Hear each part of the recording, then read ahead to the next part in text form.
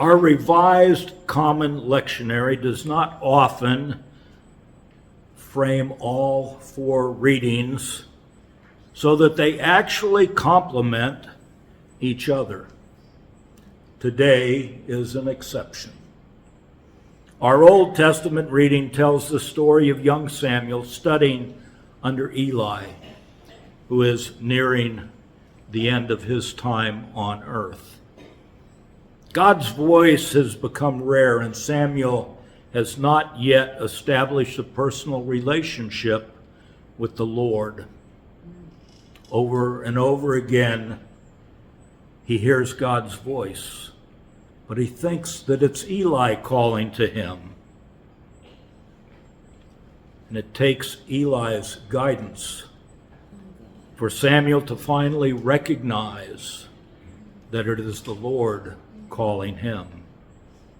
And when Samuel finally responds, "Speak, for your servant is listening," he opens himself up to God's revelation and begins his journey as Israel's first prophet and last judge.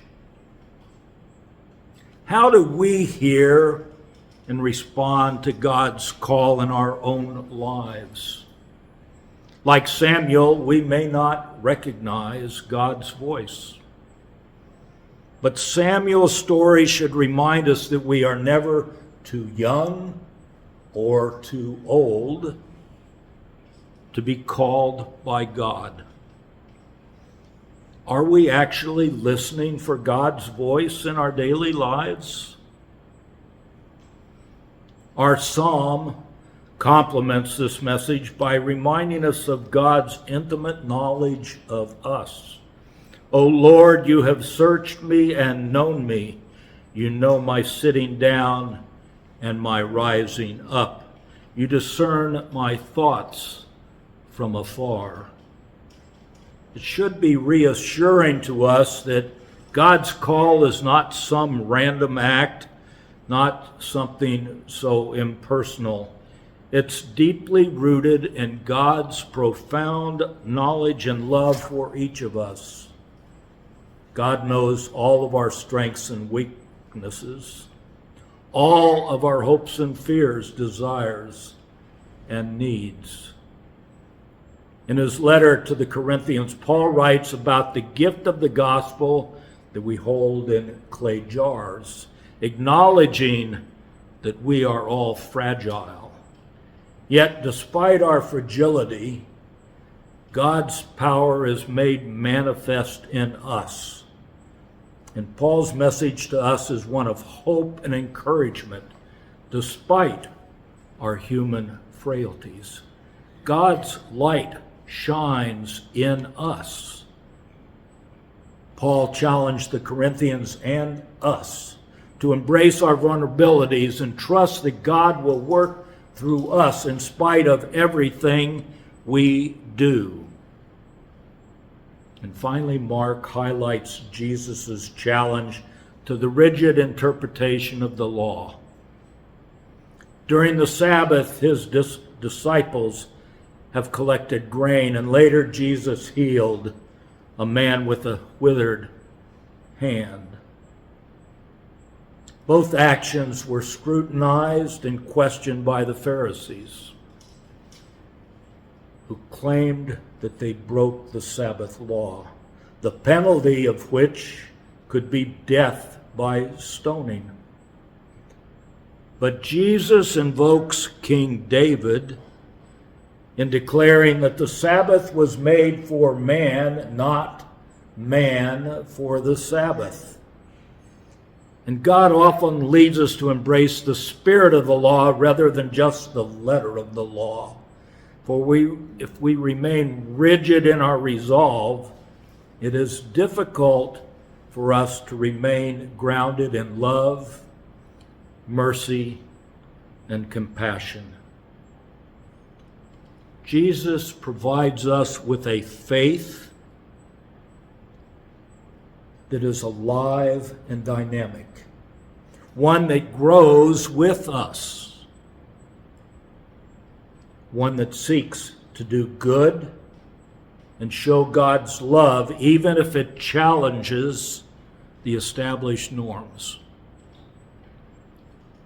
So, what do these mean for us in today's world? A world that is so often seems steeped in war, conflict, anger, and divisiveness. Samuel's story encourages us to respond with humility and receptiveness, recognizing that God often speaks in ways that we do not expect or easily recognize. Paul reminds us in his epistle to the Corinthians that our human frailty is not a barrier to God's work, but a vessel through which his power is channeled. We are called to carry the good news of the gospel in our imperfect lives, trusting that God's strength is made perfect in all our human weaknesses. We are challenged to act with compassion and justice, which is not always easy in today's world of turmoil, anxiety, and distrust. Nevertheless, we have a responsibility to forge our own spiritual path in life, to help others to the best of our ability. Finally, Mark's gospel calls us to set mercy over legalism, action over complacency, to follow Jesus as agents of healing and love in a world that so desperately needs it. As we go forth this week, let us be mindful to listen for God's voice with open hearts and minds, to trust in his intimate knowledge of us, to embrace our vulnerabilities, and to act with the same compassion and justice that Jesus taught us. May we have the courage to say, "Speak, Lord, for your servant hears," and the faith to follow wherever God leads us. Amen.